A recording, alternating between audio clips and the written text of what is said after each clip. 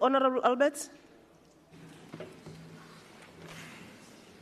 Thank you, Madam Speaker.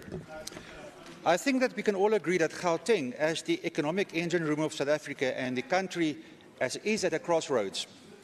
Therefore, the decisions that political leaders now make will reverberate into the future, whether wise or unwise. The people's voice in the 2024 elections is clear in that they do not trust any one party to run government in all three spheres. The people's voice is also clear in that they are not interested in divisive and opportunistic politics, but wants us to attend to substantive matters of concern that will actually improve their lives, not just change, but real improvement. Given the fragmentation of the electorate, the formation of effective government requires cooperation by most political parties, and a government of national unity provided a blueprint in that respect. Unfortunately, emulating that blueprint in Gauteng did not quite come to fruition after the DA endorsed the Premier. That brings us to the motion. We do not quite comprehend why the DA would endorse the Premier in the first place, barely a year ago, when an array of other official findings were made against his previous administration. But now we should oppose the Premier based on that same history, plus the additional finding of the unconstitutionality of the crime prevention orders by the public protector. Furthermore, the purpose of this motion must be to change government. It is pointless to change the Premier without also reconfiguring the government. It is, however, doubtful if there is support for that. Therefore, our view of the motion is that it does not serve a specific purpose other than making a symbolic point. But it might also have the reverse effect of strengthening the Premier after he survives this and survives other attacks. The Freedom Plus has always maintained that it will remain in an oversight position in the legislature even after parties form a government. This is also the case today. And having said that, we have an obligation to consider the motion debated today on its own merits. Though we supported the principle, we had our concerns about the legality of the appointment of the crime prevention wardens right from the outset. We also posed written questions to the Premier and asked whether he is certain that the project was unconstitutional or was constitutional, to which he replied yes.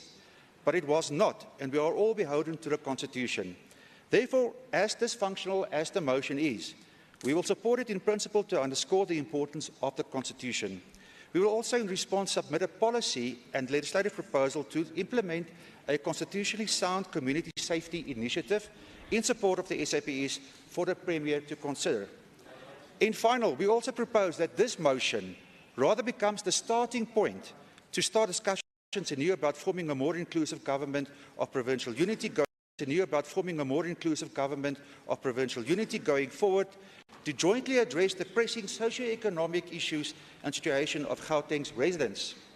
Their vote and their voice that requires of us to work together must be heeded, despite our differences, despite personality clashes, despite our egos and ambition.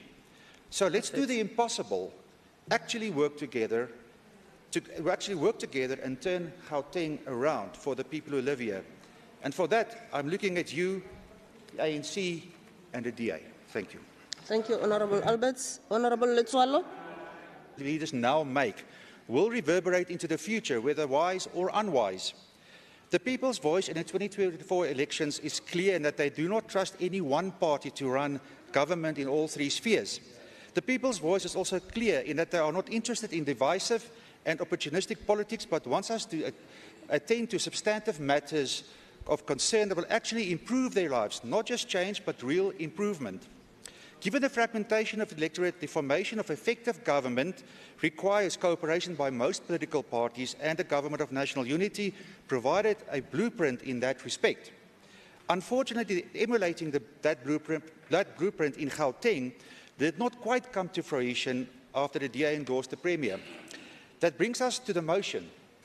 We do not quite comprehend why the DA would endorse the Premier in the first place, barely a year ago, when an array of other official findings were made against his previous administration.